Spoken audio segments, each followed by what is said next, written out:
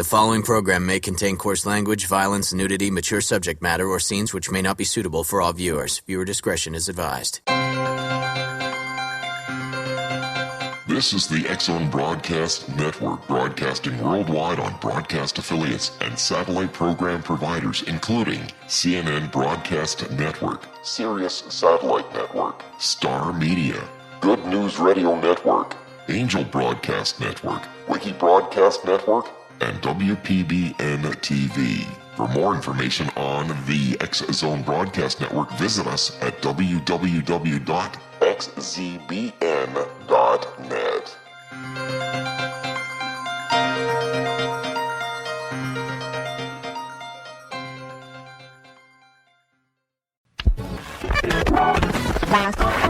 All Hit Radio.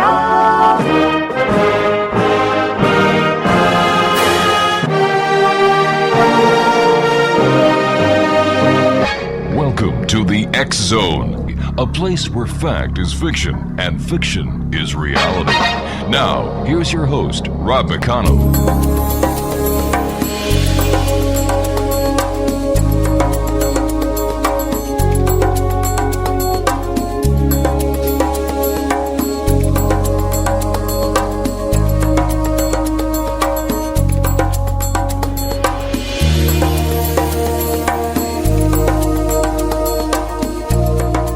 And welcome to the X-Zone, everyone. My name is Rob McConnell, and for the next 4 hours, I'm your host and your guide as together we cross the time-space continuum to this place that I call the X-Zone.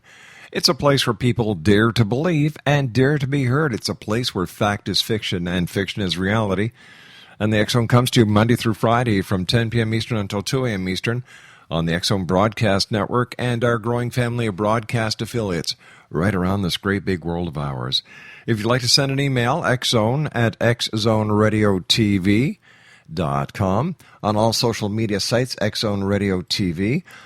On, and of course our website, www.xzoneradiotv.com. X-Zone Nation, this hour we're going to be talking about the future of Canada's growing marijuana industry and why a Wall Street model is needed for the emerging industry to succeed and be accountable. With a recent poll showing that a majority of Canadians want marijuana laws relaxed, the recent change in distribution laws makes it legal for any licensed company to grow and ship medical marijuana. While it's illegal for patients to grow their own, it is opening the door to dozens of new entrants in Canada's marijuana industry, which could be worth as much as $1.2 billion within a decade. Canada's emerging industry navigates through uncharted waters in what could be this country's biggest business experiment of the 21st century.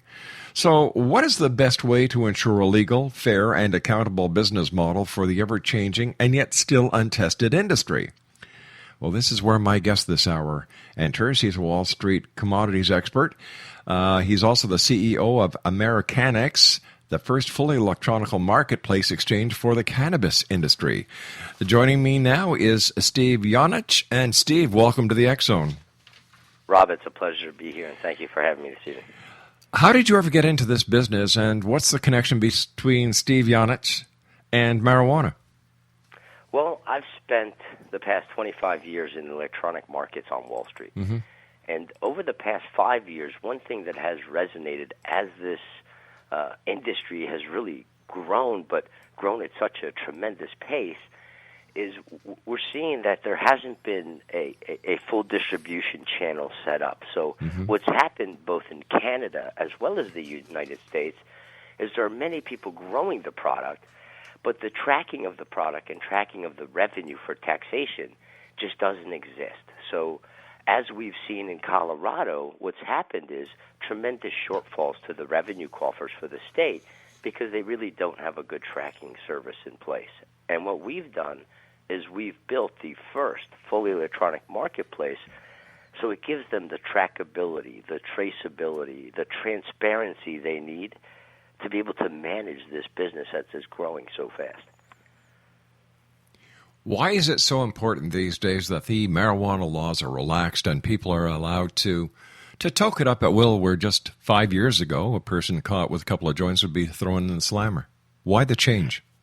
Well, I think what we've noticed as a society is it's not as taboo as it was before. Mm-hmm. We've also noticed as a society the tremendous benefits that it has on the medicinal side, as well as if you look at hemp as a fiber, mm-hmm.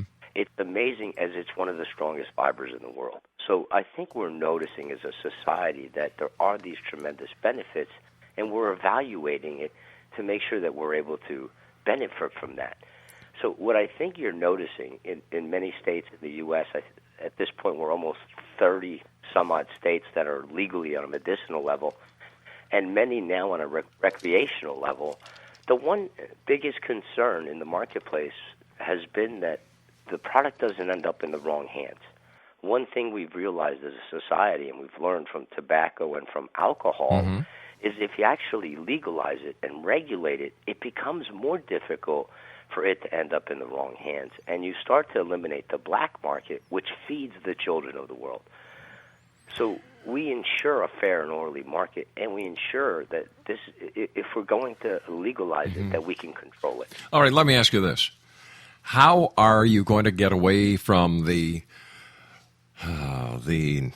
negative response that I'm sure is going to be felt by many with the different cartels that are operating illegal marijuana grows, illegal transportation and importation of marijuana, the illegal distribution?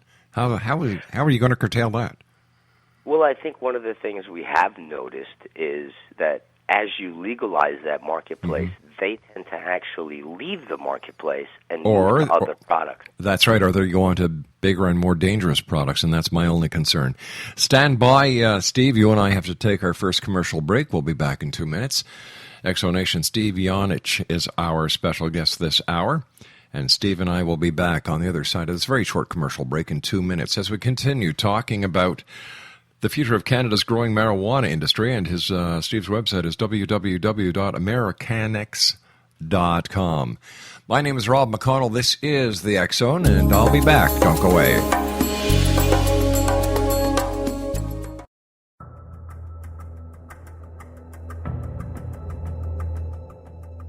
Modern Esoteric, Beyond Our Senses by Brad Olson, consummates the lifology story about where humanity originates.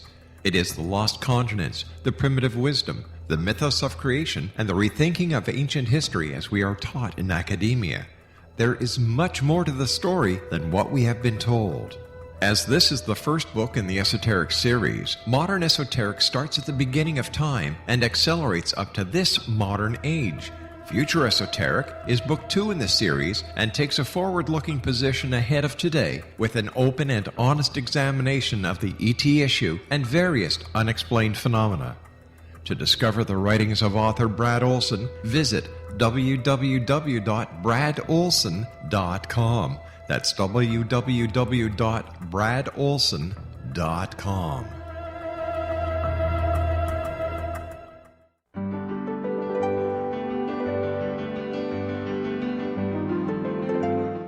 Named one of the world's greatest psychics, Elizabeth Joyce is now giving readings worldwide via Skype. Elizabeth Joyce is recognized for her clairvoyant ability to help find missing persons, her analysis of dreams, past life regression work, mediumship, and her accurate predictions. Elizabeth has been a frequent guest on the X Zone radio show with yours truly, Rob McConnell, now for several years. For an appointment with Elizabeth Joyce, call 201-934-8986 or Skype at elizabeth.joyce. And for more information, you can always visit Elizabeth Joyce online at www.new-visions.com.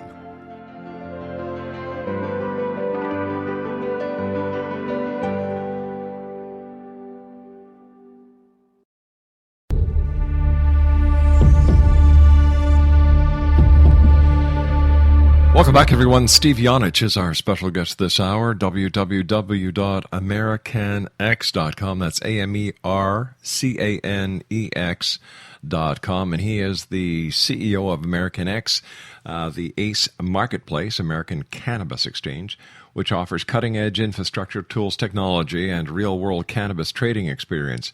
ACE provides licensed cannabis industry cultivators, wholesalers, and retailers with a completely transparent and fully electronic, neutral, and non-manipulative marketplace to buy, sell, and trade while strictly adhering to the taxation and the regulatory and reporting requirements of local and regional agencies. You know, Steve, this is a great idea for those people who are going to do things legally. But you know, and I know, that not everybody works above board. Look at the problem we're having with prescription drugs. Look at the problems we're having with over-the-counter drugs, cough medicines with codeine and so on. Kids are taking their parents' prescriptions and they're having script parties. So do you think society is ready for the relaxation of cannabis laws? Well, I think what we have seen in many of the states that it has gone recreational. I think what they have found, that statistics have shown that not only is crime down amongst the youth in those states, but overall they're finding that the child finds it more difficult to really have access. And I think that, again, as a society, I have 3 kids of my own, and I could tell you I wasn't the advocate, and many weren't probably the advocate of pushing for the legalization on the recreational side. But if you're going to open this what we call Pandora's box, then I think what you have to do is you have to track it. You have to make sure that you put in the proper compliance like you do with alcohol and tobacco, and also the proper education for society to understand the drawbacks and the benefits of using marijuana. Okay. There's pro and cons to every side. There's 2 sides to every story. In fact, when it comes to anything legal, there's 3 sides to the story: his side, her side, and the truth. Why do we need... All right, let me just back up here. We're looking at the medical marijuana scenario, right? Correct. Okay. We know that there's a problem, like I said, with the abuse of prescribed drugs. Is it going to be, and we know for a fact that a lot of the people who are getting these prescriptions for medical marijuana really don't need it. Like, there seems to be an entirely new subculture of doctor out there who, for the right amount of green space in his pocket, will give anyone a prescription to medical marijuana. So how are we going to control that? Shouldn't the controls be put in place for the medical community first before we let the public have access to medical marijuana? Yes, absolutely. And the controls have to be from the medicinal side to the recreational side. What you will find, and I have a medical background, so what you do find is our clients who use different drugs that are legal, prescription drugs for pain, prescription drugs for anxiety, which are much more detrimental to the body than marijuana. So when you look at it, do you want somebody using a prescription drug that can overdose and has the ability to kill somebody? Where we haven't found an overdose in marijuana. So what happens is, if you're going to use a product, a drug, to help somebody, you might as well use one that's the most mild but gives you the same effect. What's Big Pharma going to do about this? You know, the marijuana industry taking cash out of their coffers. How are they going to put up with this? You know, not only are you going to have organized crimes and the cartels trying to find ways to infiltrate this market, but you're also going to find Big Pharma. Big Pharma's got a lot of money behind them. What happens then? Well, I think what you found is Big Pharma used to be in the industry. Big Pharma used to make, and still does make, many medications that have THC and different byproducts of marijuana built in. Yeah, but Big Pharma didn't have to worry about Joe Blow, who just wants to get into business for himself, who enjoys a little bit of weed on his own, to be his competition. And Joe Blow will not have the overhead that Big Pharma has. No, but what happens is, and when you look at Big Pharma come into the space, when it becomes legal and across the country, and they have the ability to use the product on a consistent level, then what you're going to find is you're going to find that Big Pharma is going to own the marketplace. You're going to find that the Philip Morrises of the world are going to own the marketplace. It's happened with Walmart. Yeah. It comes to the individual store. So how are you going to restrict the use of medical marijuana? I don't want to be in a public place where people are toking up because they have a license for medical marijuana. I don't want my kids to go anywhere where they have access to the secondhand smoke of